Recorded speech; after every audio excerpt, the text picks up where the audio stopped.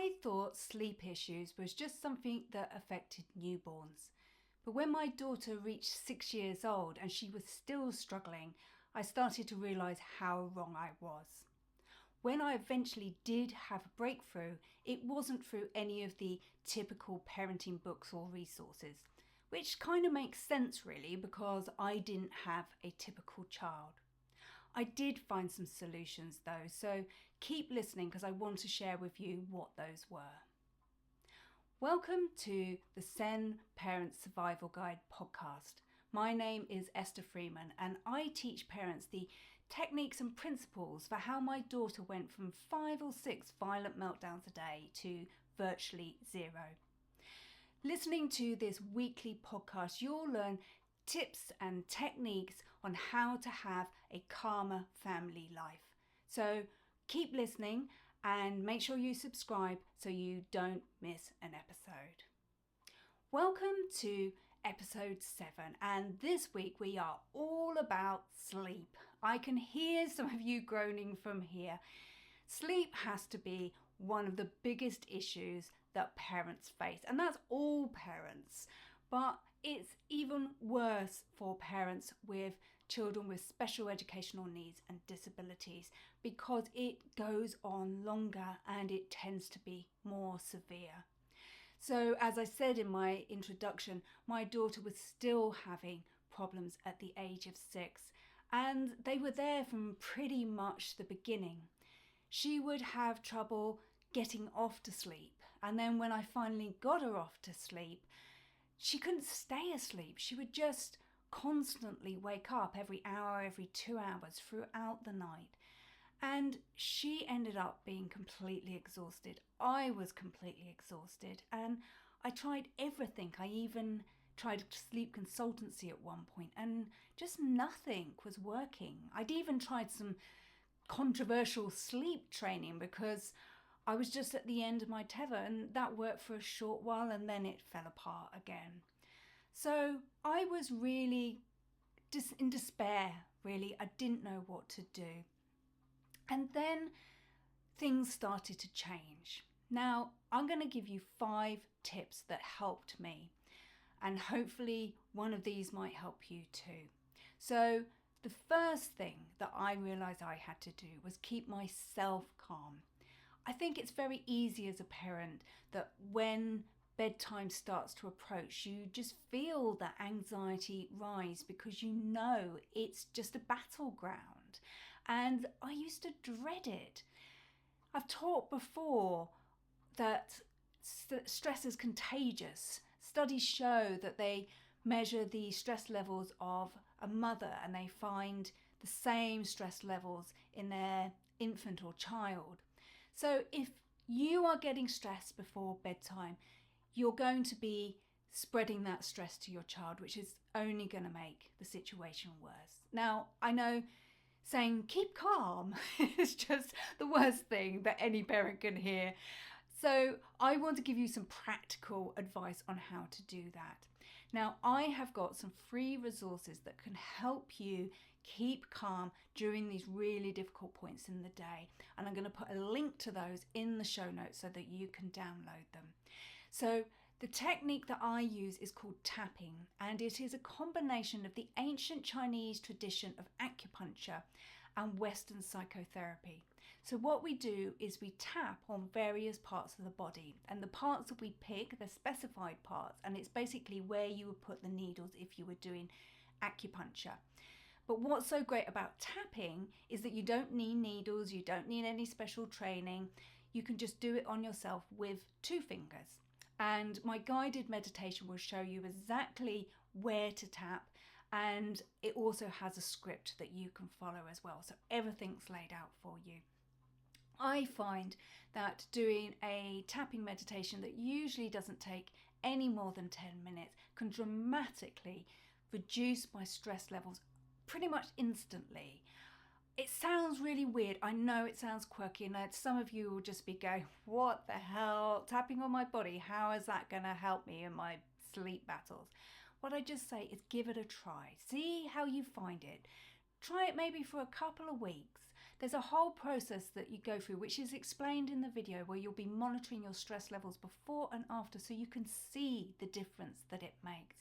I run regular tapping workshops in the community, and I have yet to have someone who didn't find that their stress levels came down. And in fact, I did one last week where there was some really, this was a group of parent carers who had really came in really stressed out. I mean, they were like at 9s and 8s and 9s, and almost all of them were sort of below 5 or heading towards 5 by the time they left. So it's a really effective method.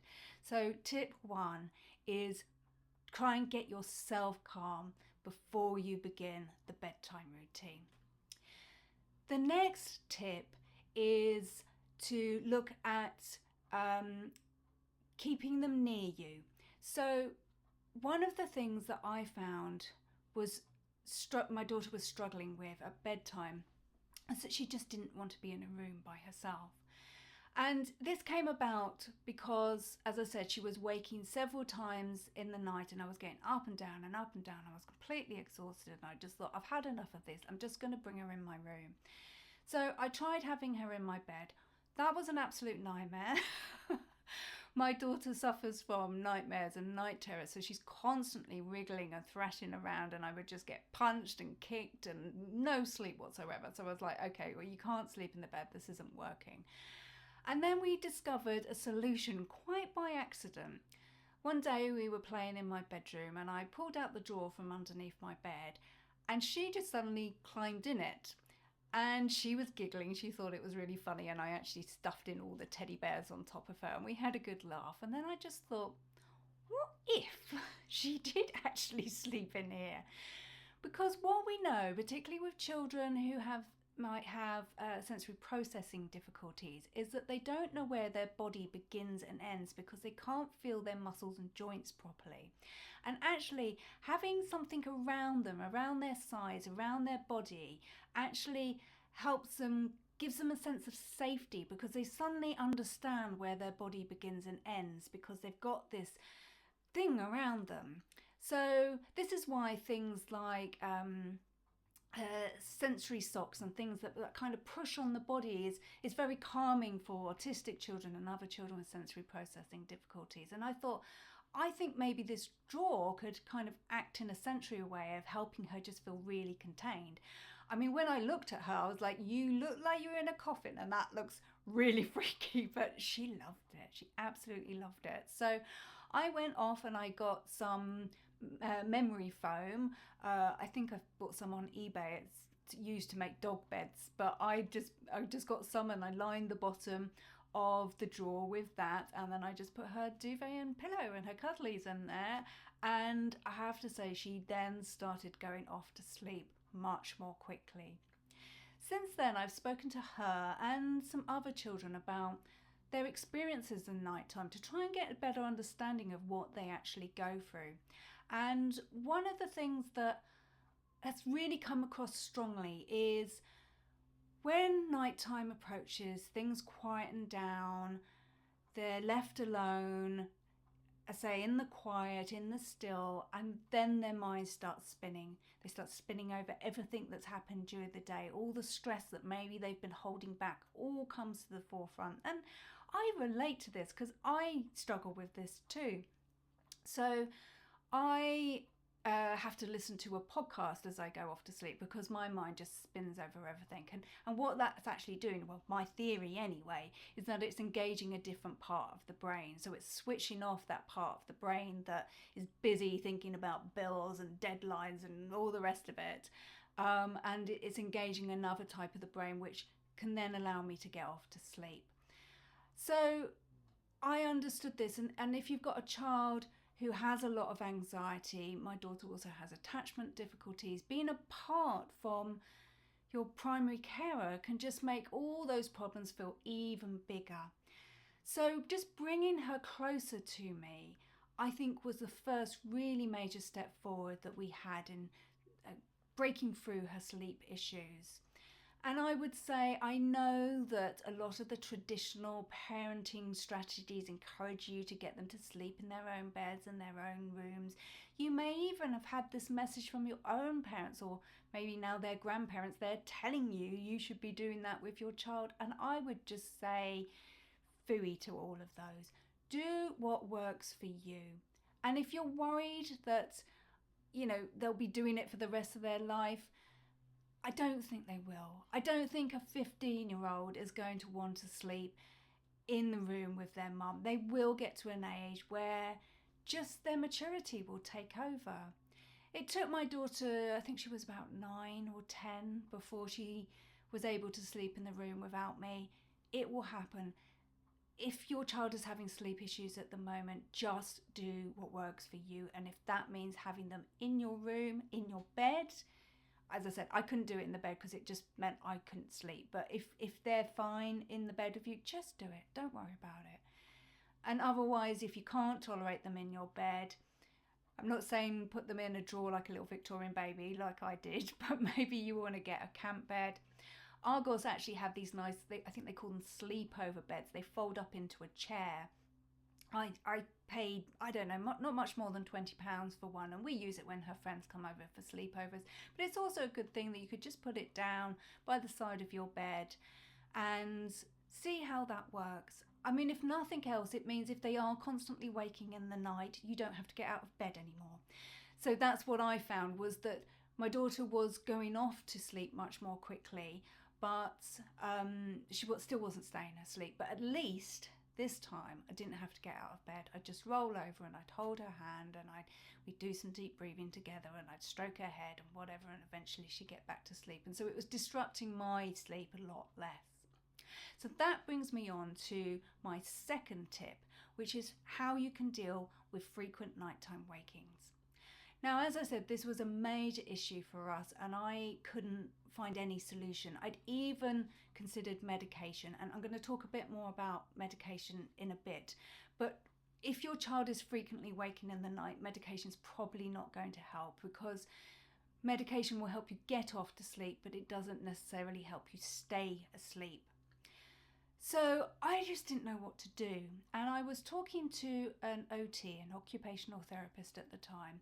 My daughter was having sensory integration therapy, and so it'd come up in my conversations with her, and she said, have you tried doing some heavy lifting exercises before bed?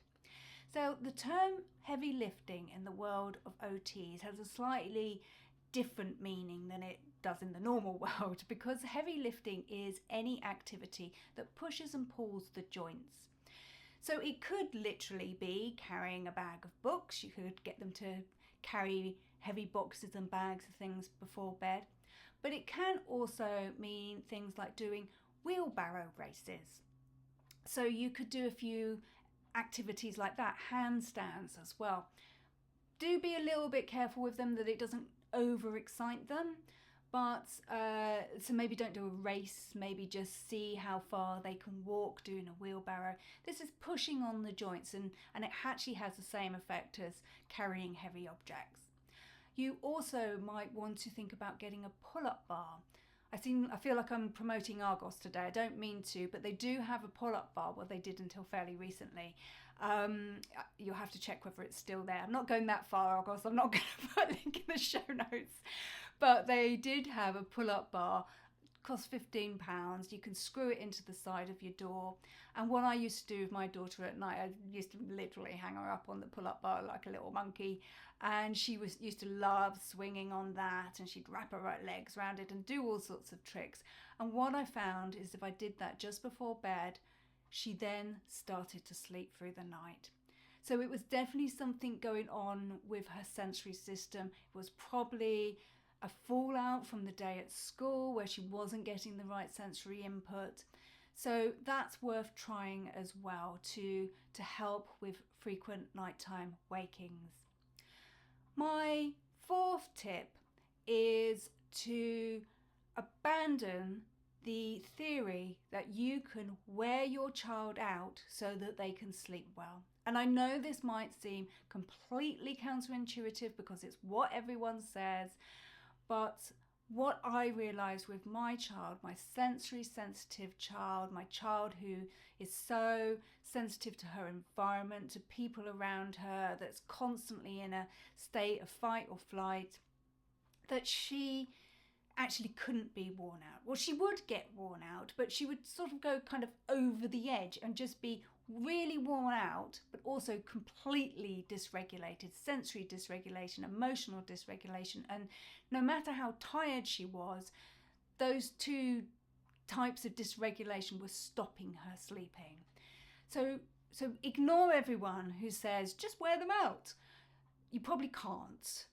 And what we started to do instead was we would do our sort of busy activities in the morning, the playgrounds, the soft play and those sorts of things. And then the afternoon, I would just try and keep it really quiet. And then just before bed, doing those sensory activities. And I found, again, a huge improvement in her sleep from doing that. So the final tip, tip 5, is medication. Now, as I said before, I considered medication, and I don't think there should be any shame around this because sleep is so important. It affects our physical health, it affects our mental health, it affects family life, it affects cognition and learning. It literally impacts everything. And so if that is wrong, everything else is going to be wrong. So if you need a little bit of chemical help to make that bit right so everything else can be right, then I say go for it. Now, you can go and speak to your GP about it. The kind of response you're going to get, I can't predict. I know some people who've got it really easily and other people whose kids had, slept a matter of a couple of hours in like a week or more and still couldn't get their GP to prescribe it. So you just have to give it a go. I would say keep a sleep diary, gather as much evidence as you can before you go and see what they can say. You might also, alongside that, want to look at sleep consultancy. The charity Cerebra do run a free sleep consultancy service. It might also be something you want to discuss with your GP. In fact, if you went in and say, I'd like to do sleep consultancy, is there one? But also, can I have some medication at the same time? It might possibly, I don't know for sure, but it might possibly make them more willing to give you that medication if they know that you're trying other things as well, because that's probably the first thing they're going to say. Have you tried this? And you'll have to go, yes, I've tried everything. So I say no shame around medication. Hopefully for some of you, it will be medication for a short while just to get you back into that sleep routine. But I appreciate that for some people, the issue with sleep is so severe that maybe none of these tips are going to help you and medication is just going to have to be a long-term thing. I think that is just the nature of some neurodisabilities particularly. So see how you get on with those. I hope some of these tips help you. As I said, make sure that you're looking after yourself by using the tapping before the bedtime routine and use it with your child just before bed. And the link to those free tapping resources, which will explain exactly how you do it, is in the show notes. So now on to issues in the wider world of special educational needs and disabilities. Now, last week I was talking about the election because whether you're political or not, we have to face up to the fact that whoever is our next government is going to have an impact on us when we try and get support services for our children. So I looked last week at the Conservative Party manifesto and the Lib Dems. Now you can go back and listen to that episode if you want to see my views on their manifestos, but sneak preview, wasn't that impressed. When I recorded last week, the Green Party and Labour Party manifestos weren't currently out. They are out now, so that's what I'm going to look at this week. So let's start with the Labour Party manifesto. So they say, Labour will take a community-wide approach, improving inclusivity, expertise in mainstream schools, as well as ensuring special schools cater to those with the most complex needs. We will make sure admissions decisions account for the needs of communities and require all schools to cooperate with their local authority on school admissions, SEN inclusion and place planning. This is basically what we have now. It's literally no different. Now, I did see on Twitter someone say, Labour Party are going to hold the local authorities accountable. I don't hear that in what I've just read out to you. There's no mechanism there for how they're going to start holding local authorities accountable for when they willfully break the law. I wish there was, but I'm not seeing it in there. All I'm seeing is what is already enshrined in law in the Children's and Families Act 2014 already says all of this. This is already all a requirement, and we know it's not happening. So what we really need is a mechanism to hold the local authorities accountable, and I'm just not hearing that. Sorry. But on a brighter note, the Green Party, now this is the one manifesto that actually look quite interesting in terms of SEND.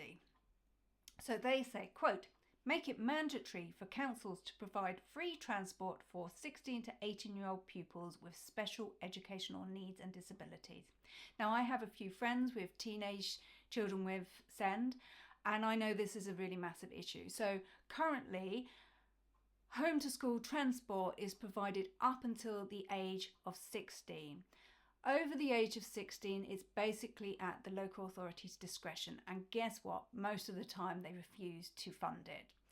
So if you have a child who's going to college or something like that, and they have to go to a college with the right provision, and that might be far away, you could be landed with the bill for having to try and get them there. So I know this is a really big issue, and I'm quite impressed that the Green Party have put this specifically in their manifesto. They're also promising to restore the value of disability benefits with an immediate uplift of 5%. So I'm assuming that that is both the disability living allowance for children and young people up to the age of 16 and PIP, which is over 16. So I'm assuming that's what they're proposing. And finally, they say that they would be giving schools an increase of 8 billion in funding. Now, I don't know exactly what the shortfall is in schools. I think the SEND shortfall is currently around 2 billion. Now, how that compares with wider school shortages, I don't know, but that's quite a significant amount. And they say that they would fund it through a wealth tax. So they're not going to tax the ordinary people. They would tax people with assets worth over £10 million. So that's the only 1%, I think, of the country. So obviously the Green Party are going to get in power. We kind of know the Labour Party are going to be the next government. I think that's just, you can't argue with that.